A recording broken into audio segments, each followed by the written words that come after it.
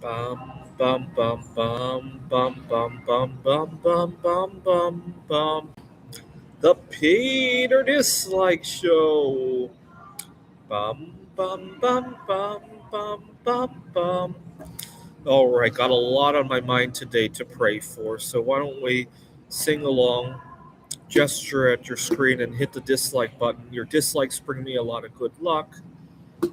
I need the God of dislikes to help me with a lot of things. So let's sing it again while I wait for a few guests to show up. Bum bum bum bum bum bum bum bum bum bum bum bum. The Peter Dislike Show. Bum bum bum bum bum bum bum. Been a long time since I've been on here. I need a couple of prayers.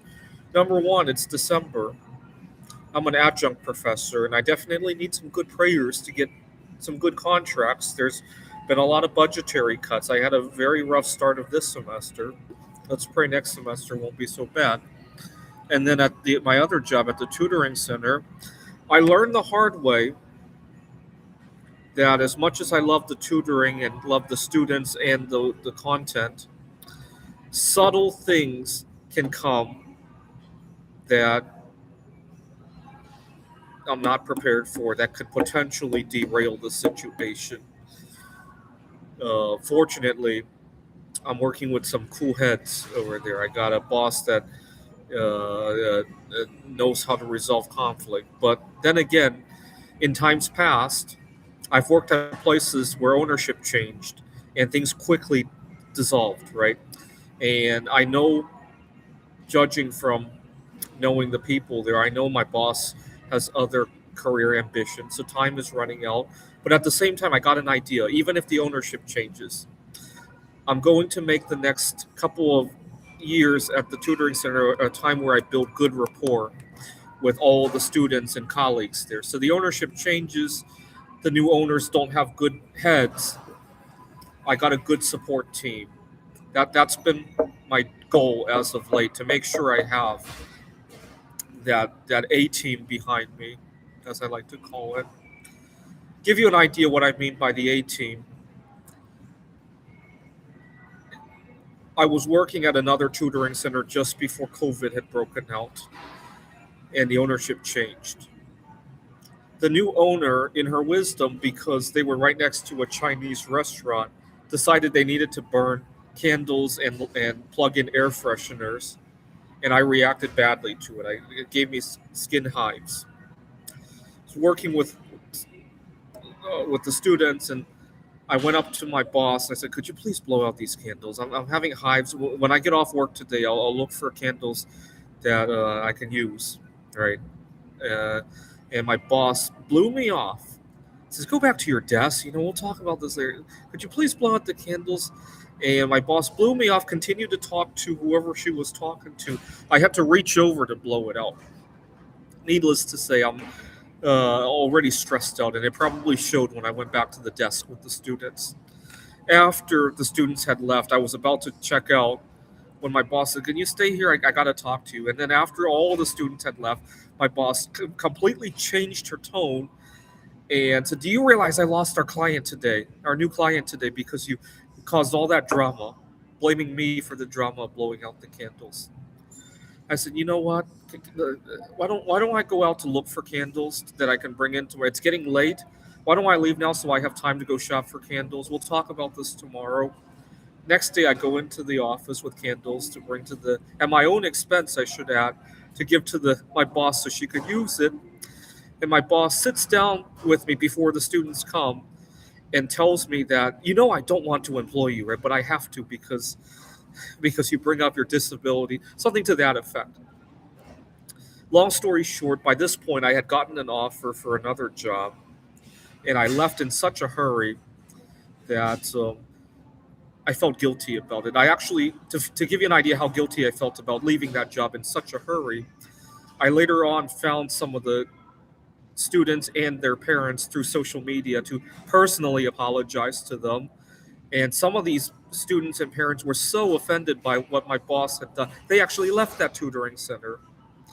And so Anyway, just not a good set of circumstances to run into, and I don't want to run into that here when the ownership finally turns over.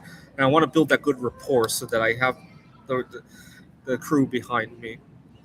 One of our students at my current job today, a few months ago, had come to the center with a big bag of Cheetos. I have milk allergies. A big bag of Cheetos, gotten it all over her hands and the desk.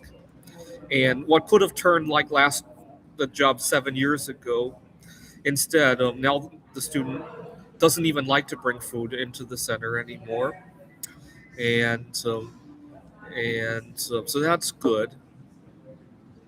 Almost want to cry when I talk about this. I apologize. Okay, so pray for job stability and more importantly, good working chemistry. I'd rather lose a job over poor performance than lose a job over something silly like what happened with the air fresheners, right? Because poor performance, I can do something about it. I have nobody to blame but myself, right? But the whole air freshener and the Cheetos and all that, they leave me nothing to work with, right? About my romantic life, I did some soul searching and I discovered that I actually fit best with myself. You got to remember why I returned to the the dating other people world, right? Um, what had happened was I was cost burdened. I was juggling two, three jobs sometimes, um, and because other people juggle two or three jobs between the two of them, I do it by myself. Right? That's just the reality we live in. I often lived with incompatible roommates. Right? I won't say bad roommates, but incompatible in some way. Right? And to top it off, I don't have a second set of hands. Right? I get a COVID, lose a job, the air freshener situation at work. I have to handle all of that fallout by myself. A lot of people don't think about that, right? If my colleague who's married runs into a workplace with air fresheners, she could go home and talk it over with her husband. She could outright put her foot down, right? When the boss was going, I don't have to employ you, but I have to. She could have said, "Excuse me, but these are our students we're talking about, right? Do you not want me to be sane so that I could work with my students?" She could actually say that. I can't because I needed that money. And pressures like that were what led to me returning to the dating scene. Let's just put it that way. The capstone of that was last summer, 2024, when I got COVID during a heat wave, and the world was so hostile to me. At my job, outside of my job, in the community, at home, the landlord, everybody. And I get very emotional when I talk about this. And that's when I decided to return to the dating scene. But I quickly realized that, wait a minute, dating has a lot of compromises too. What I really want is to be able to call the shots in my life. Right? When I was dealing with COVID during the heat wave, I wanted to be able to afford to take time off of work, maybe even lose a job or two, and then have to start over again. Right? I would have loved it if I had the flexibility to do that. Right? I would have loved it if, when I was dealing with the air fresheners, be able to rally the students and their parents to right because of how good a job I do as a tutor, right? And if it doesn't work, I still have $10 million at home, right? I would have loved to handle it that way, right? I would have loved it if I never had to juggle three jobs, unless they're jobs that I love to do, right? If I have to juggle, being able to do intermittent fasting with good breathing exercises, yeah, I'd love that, right? Not juggle three jobs just so I could afford the foods that I do eat between those fasts, right? Right. Um, and so I want you to pray that I hit it big with Indium or Filipino stocks. Right now, Philippines have a very low PE ratio. We only mine less indium every in terms of financial, less indium every year than Taylor Swift's wealth, right? And so I think there's a lot of potential there. So pray that one of these investments I have hits the moon. There's another coin that I like. Um, Last year, Mary Curry, her 90th anniversary, one of the islands made a coin hold on. Mary Curry, silver coin. What country was that? Uh, icons of. Uh, anyway, 10,000. Only a mintage figure of 10,000. They're only selling for like $100 a coin. I could literally liquidate everything I own and just buy that coin, right? If I were crazy enough, right? I'm not going to do that, but I could. That just gives you an idea of how low that mintage is, right? Um, actually, I wonder what would happen if you do that, right? I liquidate everything, buy 10,000 Mary Curry coins, and melt down all but like 10 coins, right? To make the mintage even lower, right? Because you won't even lose a whole lot if you melt them down, right? and the remaining 10 coins could be worth a fortune. Right? I got to publicly melt it down so people will know that if they're gone, right? I got to record a YouTube video, right? So melting them down, right? All right. What else do I need to pray for? Obviously, good health. That's a non-negotiable.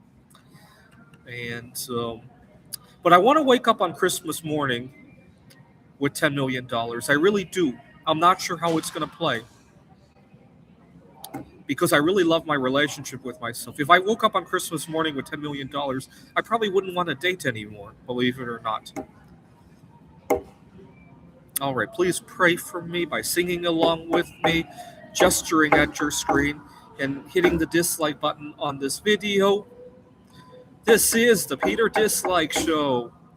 Bum bum bum bum bum bum bum bum bum bum bum bum. The Peter Dislike Show. Bum bum bum bum bum bum bum. Bum bum bum bum bum bum bum bum bum bum bum. The Peter Dislike Show. Bum bum bum bum bum bum bum. Bum bum bum bum bum. Bum bum bum bum bum bum bum. The Peter Dislike Show. Bum bum bum bum bum bum bum.